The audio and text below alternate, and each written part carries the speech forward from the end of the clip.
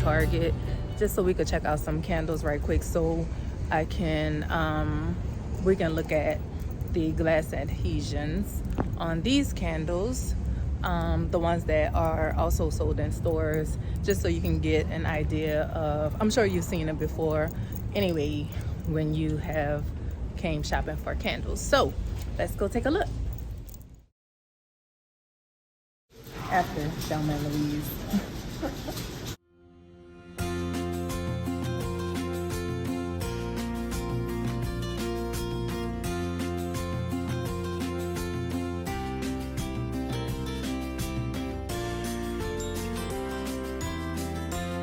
Welcome back to my channel. I hope that you had a great and blessed day on today. When I first started candle making, I will always, well, I think I started out with soy 464, I think.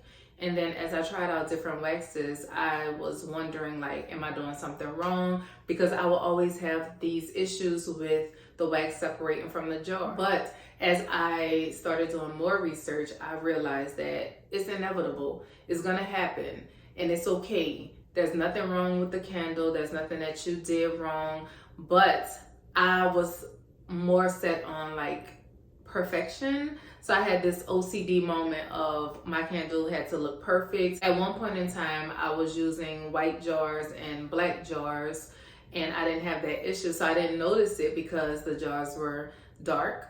So, or well, not dark, but opaque. So when I started, I transitioned to using these clear jars, and that's when I started noticing it. And I'm like, what in the holy cannoli is going on? What am I doing wrong? And I did play around with temperature changes, and even sometimes I would like heat my jars up before, but who got time for that? Okay, we need to cut off some time when we are preparing orders, right? So I was like, I'm not about to do all that.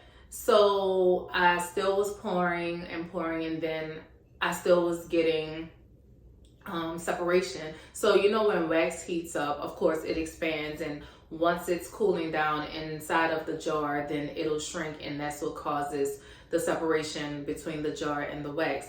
And you will definitely experience that more like when the temperature change, if it's like cooler, like the environment that you pour your candles in. If it's a cooler environment, then like the temperature, you'll have that also.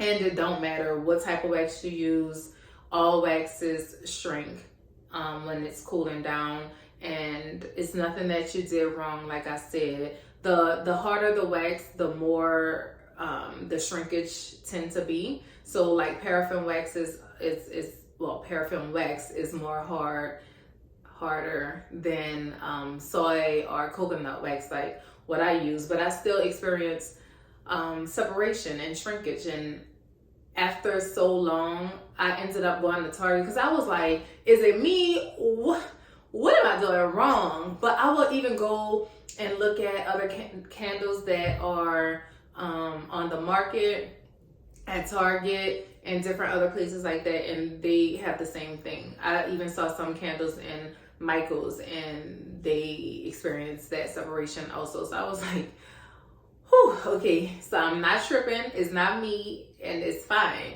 But if you are experiencing that, all you gotta do is get you a little heat gun. I bought mine from Home Depot, Lowe's. I bought mine from Lowe's, and I think it was like 20 something, $30 or whatever. But that's what I use, and then I'll show at one point in this video how I use the heat gun to just heat the jar up. Do not put it so, like when I first started, I didn't think about like the heat gun's gonna melt, the heat's gonna melt the label, but yeah. Anyway, I don't put it on in the same spot for a long time. I kind of like, you know, go back and forth or whatever. I don't put it super close to the jar. But once I did that, it'll heat up, and then the wax will melt to, and then it'll like release the air bubbles. You'll see the air bubbles floating up to the top of the candle. And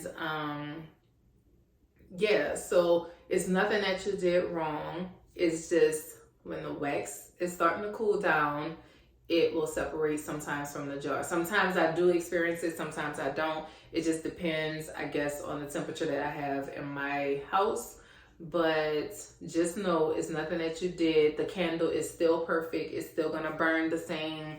Everything's gonna be the same. So yeah, I just wanted to let you know, share a little info, because I know I was driving myself crazy thinking like, who's gonna want to buy my candle? When they get the candle and it's like this glass adhesion issue, they may like criticize my candle because they might not know, you know, the behind the scenes of what goes on when the wax, you know, all that like information of what, because most of the time customers, they don't really research and really care about all that. They just care about, does this candle smell or not? So it was just me in my own head, just like freaking out about this separation. But yeah, so just relax. It's nothing that you're doing wrong. And you can either, oh, I know, when I did start, before I got a heat gun, I did use a hair dryer, just a regular blow dryer, and I would heat that up. But I think that the heat gun does a better job. So try it out if you're having that issue or experiencing wet spots on your candle when it cures, then try that. And yeah, let me know, how does that work for you? Let me know if you use any other type of techniques as far as like dealing with wet spots. Do you try something different other than heating up your jars or anything like that? Sometimes I think pouring at like a cooler temperature can help, or they say you can pour slower, and sometimes that help. For me, that wasn't my story. So I just go ahead and continue to use the heat gun to heat up the jar and melt the wax a little. Melt the wax a little bit. So that's what I do. So I just wanted to come and explain, share some information. So anyway, hope you have a great rest of your evening. As always, stay beautiful and stay blessed. Until next time, bye.